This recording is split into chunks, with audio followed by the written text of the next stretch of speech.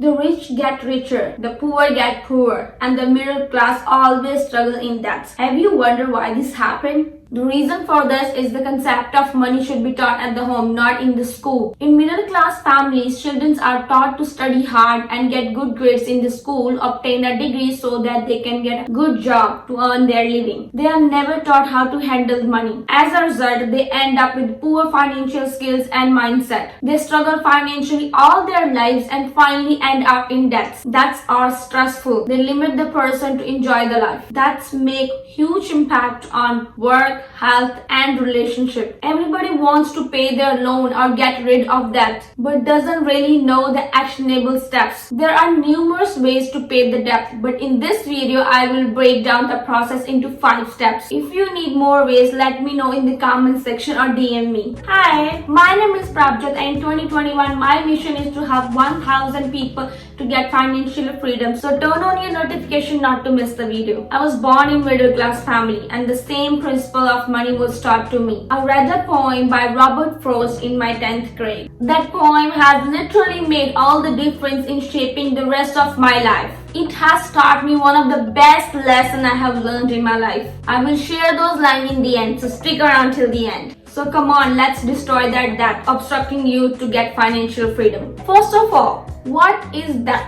That is something typically money that you owe to someone else. That can be friends, relatives, organization, work, or bank which you borrowed in case of emergency. You have to return the principal amount with the interest on it. Minimum payment and interest can be different based on their terms and conditions. Let's say you took $30,000 loan from the bank with the interest rate 6% and with minimum monthly payment of $200. With the help of online calculator, you can see the period to pay the loan is 278 months. You pay $25,590 of interest, which is more than 80% of what you owe. If you just add $100 to the monthly payment, it will make huge difference. This will cut off the time to 139 months and the interest will decrease to $11,693. You will save $9,103. If $100 is too much to add, let's say you just add $50 to the monthly payment. Your expected time off will be 184 months and you will pay interest of $15,929. By just adding few dollars to monthly payment, you will not only save money but also be ahead of the payoff schedule time. I dropped the link of this online calculator in my descriptions in case anybody needs it. Once you become debt free, you will have more freedom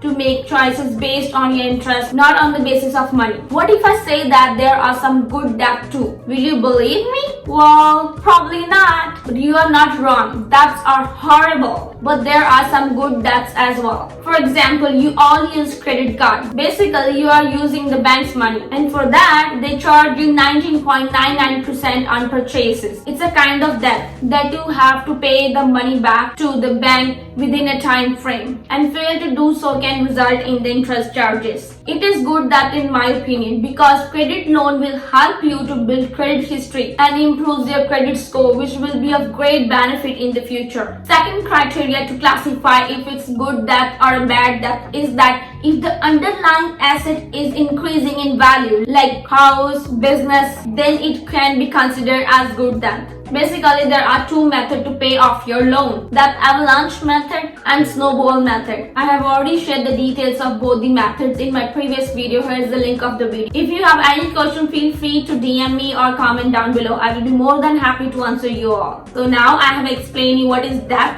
difference between bad debt and good debt, and strategies how to become debt free. Let's talk about consequences of not paying it. There can be very negative consequences of not paying debt because debt is legal bidding. It will affect your credit score and you might have to declare bankruptcy, and banks can also sue you over. So now you have understood the risk. Don't worry at all. I will tell you the effective ways to get rid of that. Number 1, pay extra than minimum payment. If you will take one point from this video, make sure this is the one. It is so beneficial. It will help you to save a lot of money and time. Most of the people usually recommend to go for snowball method. which is to add extra money to the lower interest rate debt first and eliminating all the debts one by one. But honestly, it doesn't matter if you are following avalanche method or snowball method. It is better to follow something rather than following nothing. Second, start paying while attending school. When you are in school, you have to pay your student loan after the completion of your studies. But there is nothing wrong to start paying early to pay off your debt while you are still a student. The advantage of starting early is any payment you make while in the school will directly go to the principal amount of your loan, which will help you to decrease the amount of the loan you owe to the bank. As a result, you have to pay less interest in the long run. Trust me, I know this is very hard to do. I have been at that spot to set few dollars aside with just only 20 hours a week. But if you decide that you will do it, you will be very glad that you did it. Number 3, put your tax refund to pay off debt. This is one of the easiest and the simplest way with no work to pay off your debt. Everybody who's working in Canada, no matter part-time or full-time, has to pay tax at the end of the year. Once you get your tax refund, you can use that money to pay off your debt. If you don't want to use the whole amount, even a small amount like $10 will make a difference and will reduce your interest. Number 4, start spending and start budgeting. As I have always said that budgeting is very important. The word budget may give you feeling of nervousness, but this is just simply tracking your money. It is keeping an eye on all your expenses so that you can plan